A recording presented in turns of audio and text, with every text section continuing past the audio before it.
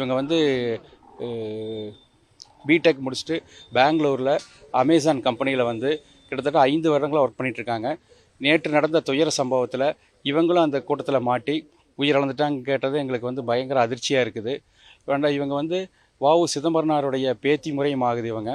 இந்த பெண் இவங்களுடைய தகப்பனார் வந்து உடுமலைப்பேட்டையில் மிகப்பெரிய ஒரு சமூக சேவர், சமூக ஆர்வலர், ரோட்டரி, லைன்ஸ் எல்லாத்துடைய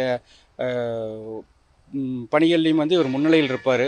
இவர் வாழ்க்கை முழுவதுமே வந்து சமூக சேவைங்கிற ஒரு பெரிய தொண்டு செய்து இருக்கார். ஸ்கூல்லையும் கூட பார்த்தீங்கன்னா படிக்க முடியாது இருக்கிற ஏழை குழந்தைகளை கூப்பிட்டு வச்சு தான் இந்த ஸ்கூலையும் நடத்திட்டு இருக்கிறாங்க.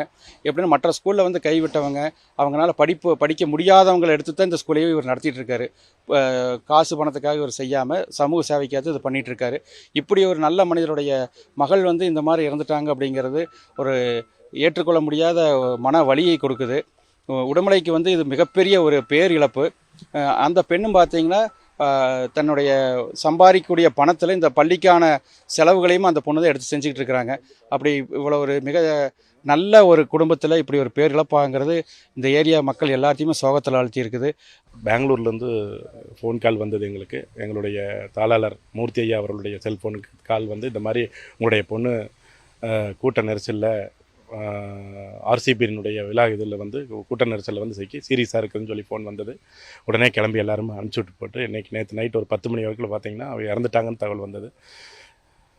பொண்ணு வந்து பார்த்தீங்கன்னா அவருடைய காமாட்சி தேவி படித்தது பூராமே இந்த பள்ளியில் தான் 1ஆம் வகுப்புலேருந்து 12ஆம் வகுப்பு படிச்சிருக்காங்க. அதுக்கப்புறம் வந்து பார்த்தீங்கன்னா பிடெக் முடிச்சுட்டு எம்எஸ் அமெரிக்காவில் முடிச்சுட்டு அமேசான் நிறுவனத்தில் மேலாளராக ஒர்க் பண்ணிகிட்டு இருக்காங்க. நேற்று ஆர்சிபியினோட விழா கொண்டாடுறதுனால எல்லா நிறுவனம் லீவ் விட்டுருக்காங்க.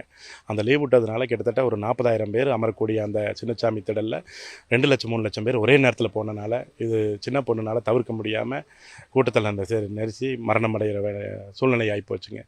இவருடைய சூழ்நிலை வந்து பார்த்திங்கன்னா நம்மளுடைய அரசு நிகழ்ச்சி ஆகட்டும், அரசு அதிகாரிகளாகட்டும், எந்த நிகழ்ச்சியாக இருந்தாலும் இவர் முன் வந்து இவரோட குடும்பத்தோடு சேர்ந்து வந்து அந்த விழாவை வந்து துவக்கி வைக்கிறதுலேருந்து விழா முடிக்கிற வரைக்கும் இவர் வந்து ஒரு சேவை மண்பான்மையிலே செய்து கொடுத்துட்ருக்காரு மூர்த்தி ஐயா அவர்கள்.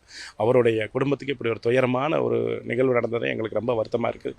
நாங்கள்லாம் தன்னார்வ தொண்டு நிறுவனத்தில் வந்து கூட நட்பு ரீதியாக குடும்ப ரீதியாக இருக்கிறோம். செய்திகளை உடனுக்குடனும் துல்லியமாகவும் தெரிந்து கொள்ள சப்ஸ்கிரைப் பண்ணுங்க.